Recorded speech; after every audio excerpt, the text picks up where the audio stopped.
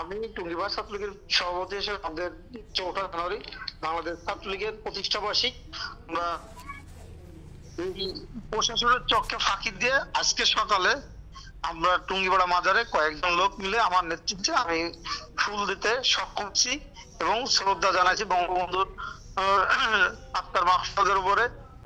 বিকেলে আমাদের কেক কর্তন আছে, আল্লাহ যদি বাঁচে আমরা ছাত্রলীগের সকলে মিলে আমরা কেক কর্তন করবো।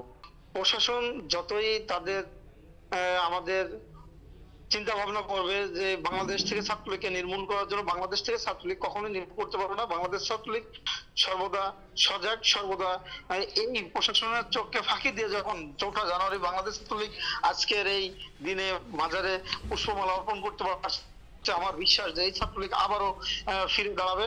বাংলাদেশ ছাত্রলীগের ইতিহাস কখনো মোছার ইতিহাস না। বাংলাদেশ ছাত্রলীগ আবারও মাননীয় প্রধানমন্ত্রীকে এদেশে ফিরিয়ে আনবে। বাংলাদেশ ছাত্রলীগের ৭৭তম প্রতিষ্ঠা বার্ষিকী উদযাপন উপলক্ষে বাংলাদেশ ছাত্রলীগ কেন্দ্রীয় কার্যনির্বাহী সংসদ থেকে যে প্রোগ্রাম ঘোষণা করা হয়েছে, যে ধানমন্ডি ৩২ নম্বর এবং গোপালগঞ্জ টুঙ্গিপাড়ায় জাতির পিতা বঙ্গবন্ধু শেখ মুজিবুর রহমানের সমাধিতে পুষ্পমাল্য অর্পণের যে কর্মসূচি ঘোষণা করা হয়েছিল, সেটি বাস্তবায়ন করার লক্ষ্যে গতকাল অর্থাৎ ৩রা জানুয়ারি গভীর রাত,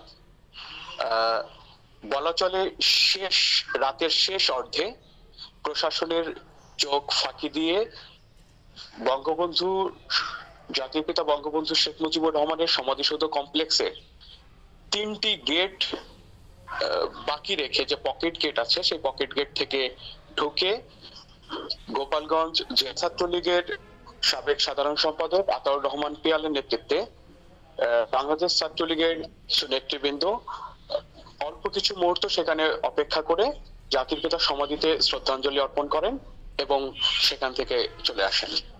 দেখুন, বাংলাদেশের বর্তমান যে প্রেক্ষাপট, সেই প্রেক্ষাপট অনুযায়ী আমরা দেখতে পাচ্ছি বাংলাদেশের সবকিছুর দ্রব্যমূল্যের ঊর্ধ্বগতি রয়েছে। শুধুমাত্র একটা জিনিসের দাম নেই, সেটা হচ্ছে মানুষের লাশের দাম নেই। বর্তমান যে পরিস্থিতিতে বাংলাদেশের সব জায়গায় খুন রাহাজানি যেমন বেড়েছে, তেমনি প্রশাসন আওয়ামী লীগ করলেই, জয় বাংলা নাম মুখে নিলে অথবা ছাত্রলীগ করলেই তাদেরকে বিনা কারণে গ্রেপ্তার করতেছে, বিভিন্নভাবে হয়রানি করতেছে। দেখা গেছে যে কেউ বাড়িতে নেই, তবুও তার বাড়িতে গিয়ে বকাঝকা করতেছে।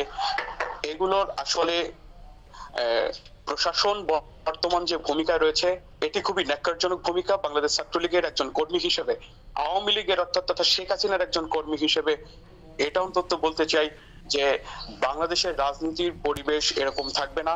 মাননীয় প্রধানমন্ত্রী জননেত্রী শেখ হাসিনা বীরের বেশে বাংলাদেশে ফিরে আসবে।